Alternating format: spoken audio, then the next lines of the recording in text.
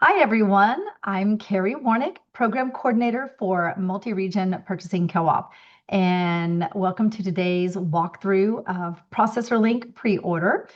For those of you that remember what you're doing, this serves as a reminder, and for those of you that are possibly new to processing or new to multi-region co-op, this is a great walkthrough of the software. It is a ginormous commodity calculator. All of the awarded and approved for renewal commodity process products are now in the MRPC survey and ready for you to select and have the system calculate how many cases and how many pounds are needed to satisfy the number of servings that you enter or however you go about it. Let me share my screen and let's get started. But before we do start, I have been given permission by CAM at Waxahachie ISD to utilize their district as my demonstration district. So here we go. All right. So what I'm going to share is the login page. And if you've been in ProcessorLink in the past as an MRPC district, you simply log in. If you are new to MRPC as a district or going to be new to processing, please contact me because we will need to take a few steps to get you set up in the ProcessorLink tied to MRPC as a member. So you will enter your credentials. Obviously, if you've forgotten your password, click on Forgot Password and reset that puppy. But otherwise, log in and you'll be taken to that main page. I don't know if you guys see this page or not. Because you are a district and because I'm a co-op, I'm seeing it a little differently. But yours will probably default to your school district where you will see your processors and your pounds. So don't get hung up on my screen here. So your first steps are you are going to hover over the word manage in your top gray bar, that menu bar, and you are going to select pre-order. Mine looks a little different from what yours does, but you'll see the word manage and then you'll see pre-order as an option. It will take you to the retrieve a pre-order screen. It should default into school year 26-27, and you may have to select a survey. You definitely will not have to select a school district or customer as it's so labeled in the system because it's going to default to that. There is only one survey. So either you can select the survey or you can click the next or continue button and it should take you to the ability to select a survey. I can see all of our member districts, but I'm selecting Waxahachie ISD today, and then we'll click next. Now, cool thing about ProcessorLink Pre-Order is that it is automatically going to ask you if you want to pre-populate what you did this current school year. So last year in February, you selected all these products and you had entered how you wanted them delivered and also how many, servings or cases you needed, which equated into pounds that you entered into WebSEM. You have the option to say, yes, please import these products. And then you can step in and start to edit and tweak what you did this current year and what you plan to do next year. This step definitely saves you some time because otherwise you're starting with a blank screen and selecting each one of your products. And most of you don't do 100% overhaul on what you've been doing in the current school year. So there are a couple of things you can do here. You can absolutely at the top select all, and notice in this blue bar, that top left little square, if I click in that small white square, it puts a check mark next to every product that's available. Now, you may see a product that is not offered as a pre-populate. Most likely, this product either received a new product code, maybe it's not being offered for school year 26-27. If you want me to follow up on things like this, jot down that product code and the processor, and then we can look a little further into it. Off the top of my head, I don't know about this particular Donley Farms product, but right now it's not available for 26-27. Now, if I select all the products, I'm saying yes to all this, scroll to the very bottom, and then I will click on import products. Now you're going to notice that you've got a current balance of 0. It might show you usage and projected balance based on new cost. The reason it's showing you that is because we have not updated your received entitlement yet, and I will show you how to do that here in a minute. Now, let's say you didn't want to import all of these products. You can simply come through and uncheck whichever products you don't want imported. Now, I'm not going to do that. I don't know what Cam wants to keep or not keep, but she will come in and edit the list once it's imported. Just wanting you to see that you do have control to not have all the products imported if you don't want that. All right, I'm going to go ahead and click on import products. And Cam's got quite a few products there, so it might take a few minutes for that. Oh, okay. Well, that is not going to let that happen, as you can see. I was a little concerned about that. They won't import until we update our entitlement. So I'm going to close this down. And what you'll notice over here in the top left corner, I just wanted to show you that in case you forget this step. And I had actually forgotten about it as well. Up here in the left-hand corner underneath your school district name is your entitlement balance. And you will need to manually update this before you can import any products from the prior school year. Prior meaning we're sitting in it currently. So that's what that means. You'll notice when I hover over the zeros in entitlement balance, they become a link. It's blue font. It underlines when you hover over it with your mouse. Click on that, and now you're going to get your school district entitlement window. This is where you can adjust how much entitlement you are receiving. Now, my understanding is many of you, if not all of you, are seeing less entitlement right now. So I'm just going to punch out a number here based on what I just saw in her imported previous year products. Now, you want to enter that number into the beginning box. So obviously, you'll need to log into your web SCM account, jot down your received entitlement for school year 26-27. And when you step over here into pre-order, you can come in here and update that. That will certainly possibly drive what you import and what you don't import. So click on save, and now you'll see that entitlement balance has been updated to the 400,000. All right, let's try this again. From this screen, I can still import those products from prior year. I just click on the nicely labeled button. I'm going to select all those products again. And let's scroll down, and now we can see that my current entitlement balance is 400,000. Usage based on my selected products is 378,000 and some change, leaving me with a positive balance.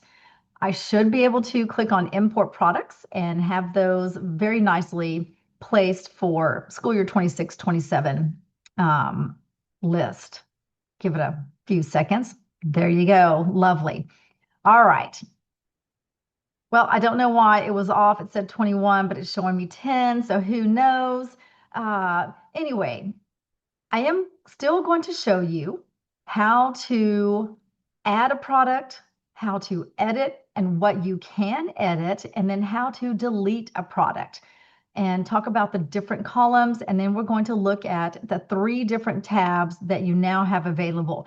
In the beginning, you only had the product tab, which is up here in the left. Now we see monthly case request tab and diversion report tab.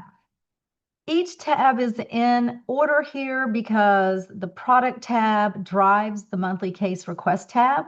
And once that is completed, that drives the final version of your diversion report. So sort of going in order here, which makes a little more sense, getting your products selected, how much you need, then completing that monthly case request, which is how much you're going to buy each month and in which months. And then that will produce that diversion report. You won't see anything on the diversion report until you get products added and this middle tab completed. Now, let's say I'm going through, I've imported my products, and now I want to look at, is everything correct for next year? Do I still need that many cases based on my menu and planned number of times for serving each particular product? So you'll want to review each product. Have you selected the correct bill type, which is the same thing as delivery method?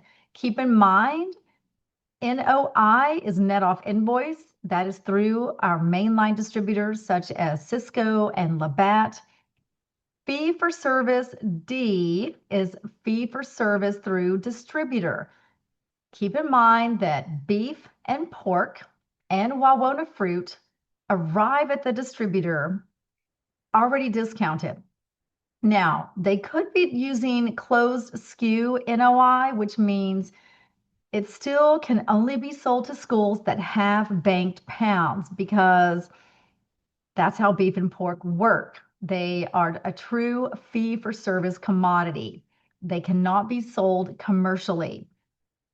You also, I don't see it on here, but we'll talk about it in a minute. You might see fee-for-service CW for the contracted warehouse and fee-for-service DD for direct to district. So if you are a larger district that can receive bulk deliveries, such as a couple of hundred cases, maybe a pallet or two, that would be fee-for-service DD for direct to district.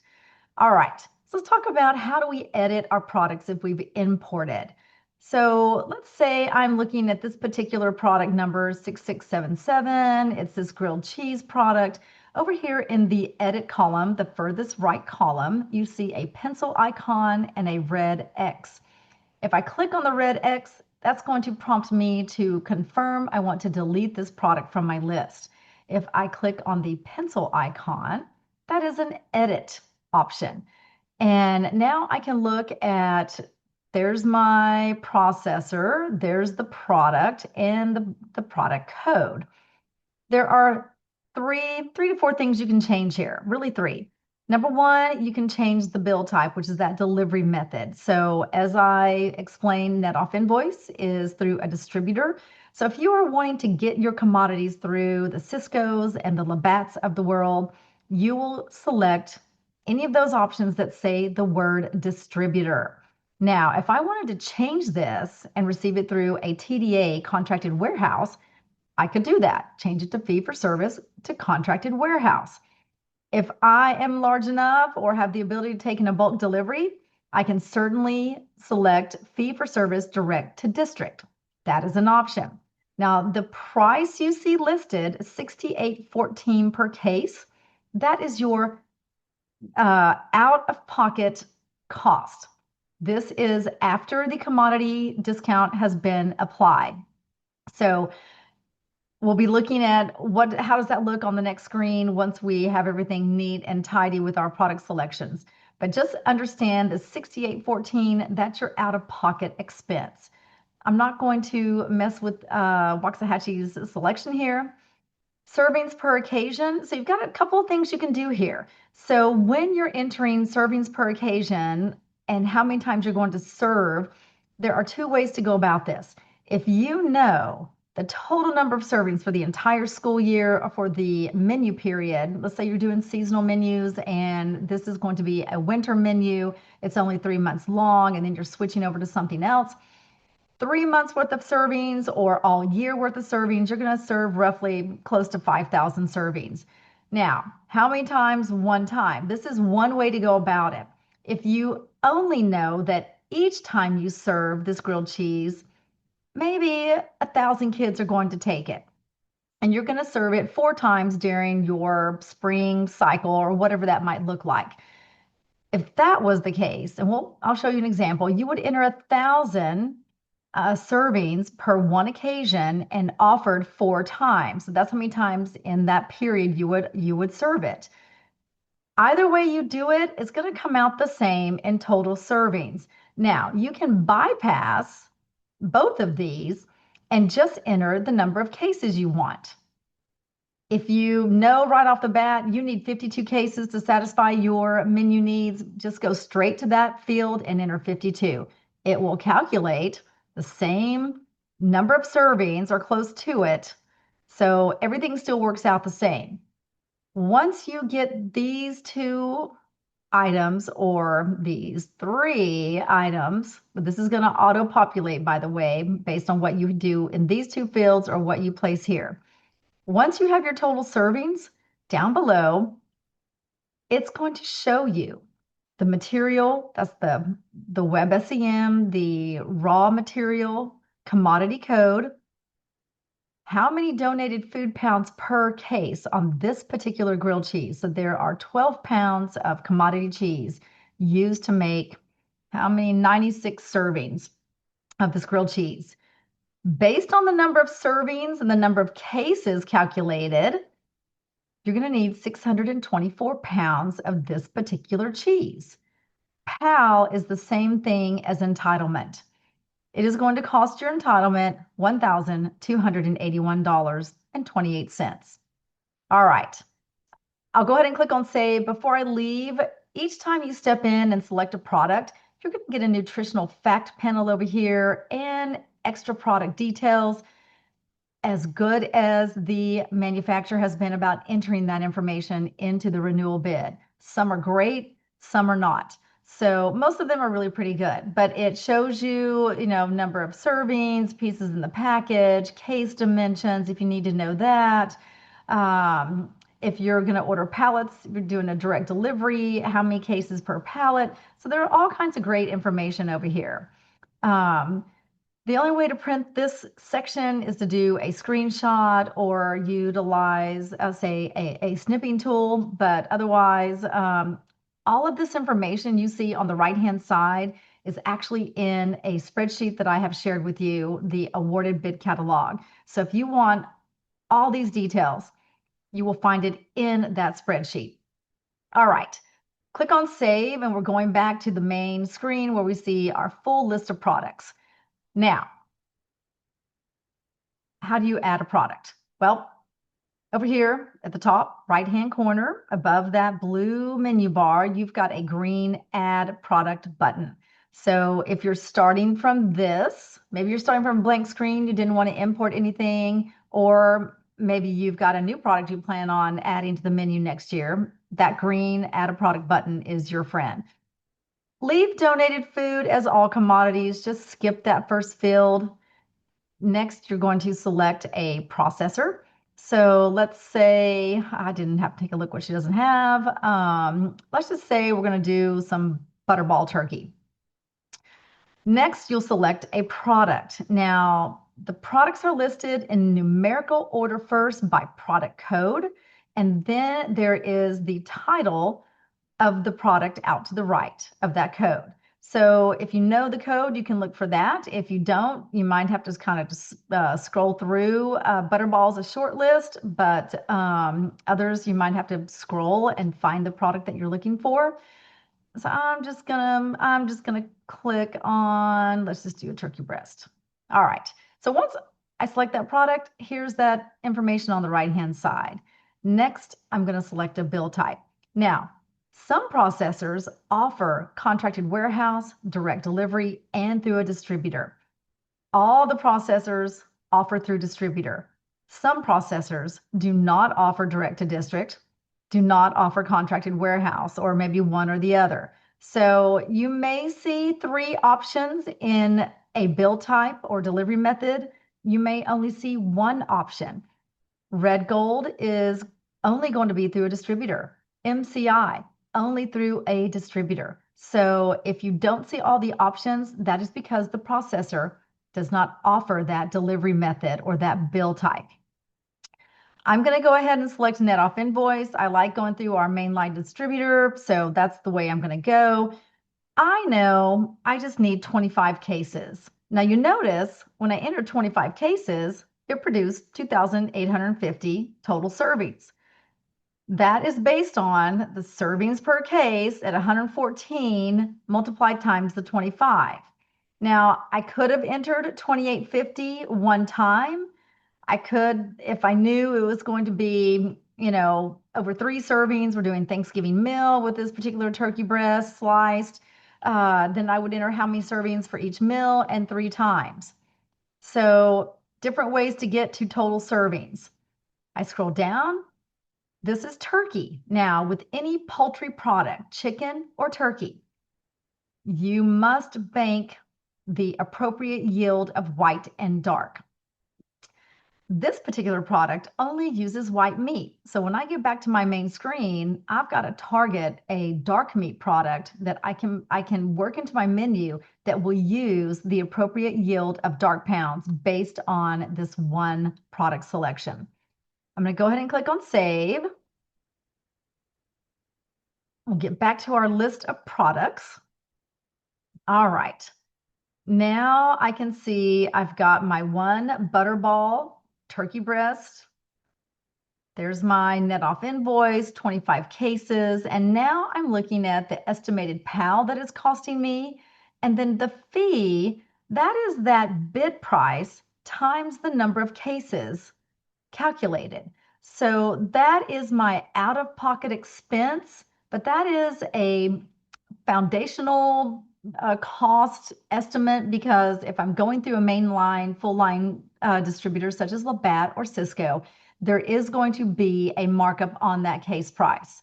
Small delivery fee or some kind of a markup, whatever the distributor is using to price a case to be delivered to your school district. So this is a starting point if you're using distributor. If you are doing contracted warehouse, this would be the amount that if you purchased all 25 of these cases, that Butterball would have invoiced you for throughout the school year. So that's what the fee is about. That fee column is your out-of-pocket expense or a beginning point.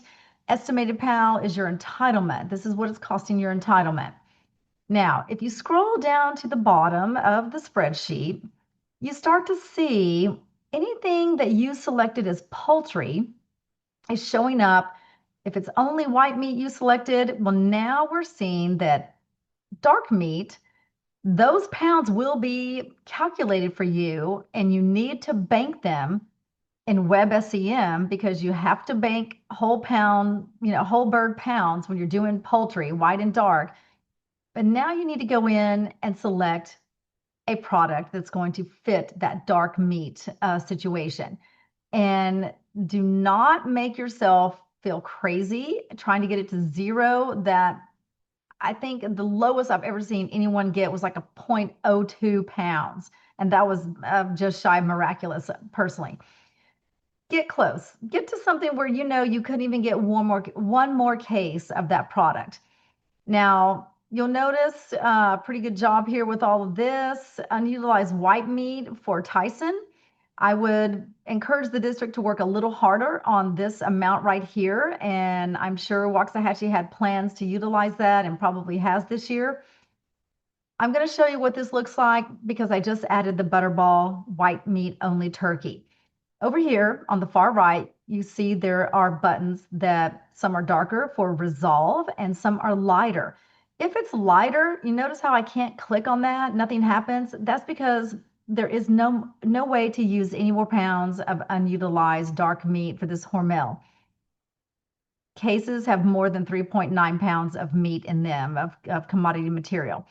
Now, my Butterball, that is an active button. And when I click on resolve, I am presented with a list of dark meat only products. And it is also telling me how many cases will utilize that 500 and some odd pounds that I have to bank because that's the appropriate yield between white and dark based on what I selected in the white meat product.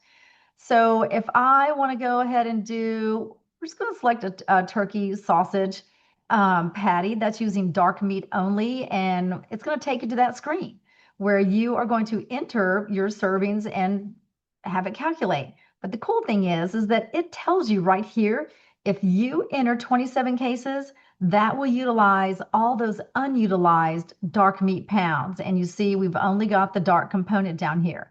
So if I enter 27, automatically that's 6,000 servings. So maybe I'm going to use this little turkey patty for some breakfast offerings. If I don't want that many, I can do less. I'm in control of this. If I do less, it's still going to prompt me to resolve the offset in dark meat. So I can go back and forth and select different dark meat products to correct that unutilized balance. I'm going to go ahead and leave it at this. I'm going to click on save. Oops, got to select a bill type. I'm staying with distributor. And now I'll be taken back to my list of products. Now you see we've got these two products. If I scroll to the bottom, I'm going to see that Butterball only has 6 pounds left, and I can't resolve this any further. So I am done. Now, I will encourage you as you build out your list of products, and you're going to bank pounds with a poultry processor, select all your products first and then see where you are with your unutilized meat pounds, because it can take a joyride. If you're selecting white products, if you're selecting blended products, you could look at one point and see unutilized dark pounds, but then you go and select something else in dark meat and that offsets the white pounds. So get all your products entered at the top first. Then start to review where do you have unutilized meat pounds and make those resolutions and get it corrected. It might mean you might tweak what you've got in your list, but at least you've worked through the entire list first of exactly, kind of what you're looking for. But please keep in mind, if you're banking pounds of poultry, you are expected by TDA and USDA to utilize the whole bird. If you don't think you can utilize the whole bird, stay away from banking poultry pounds. And I say that sincerely, just don't do it, because if you think you're only going to be serving dark meat products because that's what your students will accept, and the white meat, they don't want the white meat too dry or whatever, then just plan on buying chicken commercially and get what you want. We know with the 20% exercise in December and transfers that if you are transferring a large number of pounds out of your account because you overbanked or you're just not going to use those white pounds in the nearest, soonest upcoming school year, TDA may deny you banking poultry pounds because you didn't utilize the whole bird. So please be mindful of that. You don't want to be denied pounds or seen as not being responsible for your processed commodities. Trust me, beef is a little more expensive, cheese is a little more expensive, so there are many ways to kind of blow through your entitlement, and just be mindful so that you don't get caught off guard with that. If you scroll down a little further past all the unutilized information, you now get down to just the list of processors. Here's that material code, and what is it? Natural American cheese on the 110242. The value per pound. So this is $2.56 for 1 pound of commodity cheese. I did share a spreadsheet with you that shows you the cost of beef and the cost of some other cheese that really it went up quite a bit. And you'll see those pricing differences. Beef is sitting at about $4.23 per pound. And there were a few others that I did see had kind of gone up, especially cheese and beef. I think eggs even went up. But this just kind of shows you, how many pounds you're banking, what's the donated food value. Oops, that's what it's costing your entitlement. So it's a nice little breakdown. Now, how do you delete products? Now, I know I talked about the red X, and this is what it looks like. So I did add Butterball, but we're going to take that off because I added it. So over here in the far right-hand column, if you click the X, it's going to ask you, do you want to delete this item? Click OK, and item goes away. Now I'll get rid of that other item I selected, and I get Waxahachie back to where they were. All right. Now, once you've got all your products listed, everything's looking great. You've taken care of your unutilized dark or white meat products if you're doing poultry. Now you are ready for the monthly case request. Now, the way this works, it's going to pre-populate what you did last year in February if you processed with us. So if you need to change up numbers or you changed any product, you're going to need to make those edits over here. And what we ask you to do is you're going to see a column with the total number of cases for each product. That's how many pounds, how many cases are being purchased with the pounds calculated. And the goal is to get a 0 on each of the products in the balance column, because that means you have planned for those products throughout the school year. And you'll notice Waxahachie is skipping months because they're bringing in maybe a larger number of cases. There might be some products that they're going to bring in every month, like this dark turkey barbacoa product. The goal is to get a 0 in the balance column all the way down. Now keep in mind that you can, I'm just going to demonstrate here, go into the negative, creature of habit hitting enter. You'll notice that the balance is a -1. Well, I've accounted for too many cases during the school year, more than what I actually have, based on the number of pounds I've banked. So you'll need to correct that and get it back down to 0. Don't leave the screen until you hit save. So if you are kind of working back and forth, which is totally fine, let's say you enter a few products, you come over here and you plan them out, and you go back to your product screen and you enter a few more products and you come back. That's totally fine. Just click on save every time you make an entry over here before you leave the screen. I'm not saying like every field click save, but let's say you get 3 or 4 products done, you're ready to go back to the product screen, hit that save button. I've seen people lose their data and it's not fun. You spent time on it. Once you get this completed, and you can leave this sales channel unknown because I didn't add any sales channels in our survey. Main reason is some of you are using Cisco. Some of you will be using the newly awarded distributor. Who knows who that will be? It could be Labatt, it could be somebody else. Some of you are using contracted warehouse. Some of you are doing direct to district. This is a confusing piece of information and doesn't really tell us anything that we need to know. So you're going to see there is nothing there but unknown. So just going to have to kind of accept it. So next tab is the diversion report. And what happens here, pretty cool, is it takes each of your processors and each material code. There's a description of the material, your web SCM ship to identifier number, ship to location, and then it tells you how many pounds in each month. So as you recall, or maybe if you're new to web SCM, when you step into that program to enter your banked pounds, there will be certain months where you will enter how many pounds you need in each month. Now, you'll need to talk to child nutrition specialists because we are not trained in web SCM. I know very little about it, and same for the team, the MRPC team. What I do know is last year there were mixed messages about, well, I can enter my total pounds in one of the months. Some of the products didn't show all the months available because it's based on how USDA is purchasing certain commodity materials. So when you get to the place where you're ready to enter into WebSEM, unless you are remembering exactly how it all works, and I hope you do, but when you do it once a year, we know how that goes. So get with your child nutrition specialist and get assistance. One thing I do want to point out is that everything is in pounds as notated under ordering unit, with exception to fruit. And I don't see that Waxahachie has banked any pounds for fruit products.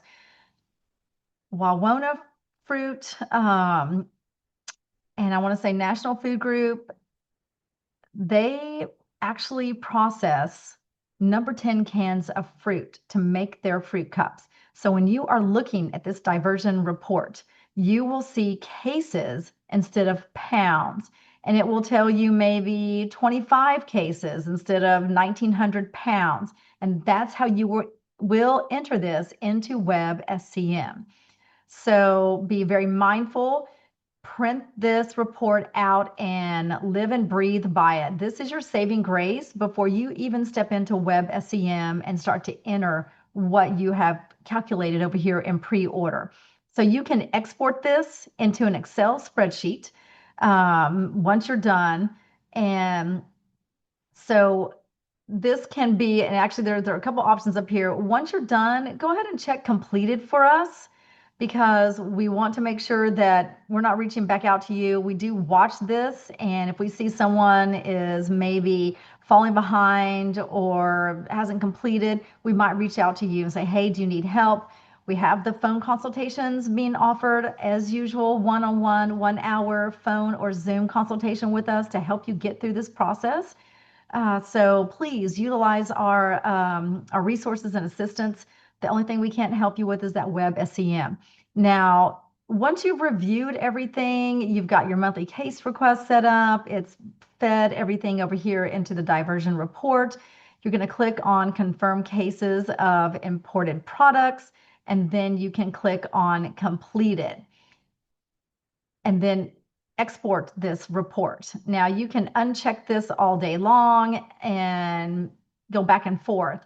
You have until February 24th to get this completed. And then that leaves you about 4 to 5 days to finish out Web SEM or make any edits or corrections over there. TDA normally has a March 1 deadline. I have not seen their deadline for this year, but they typically don't stray from that deadline.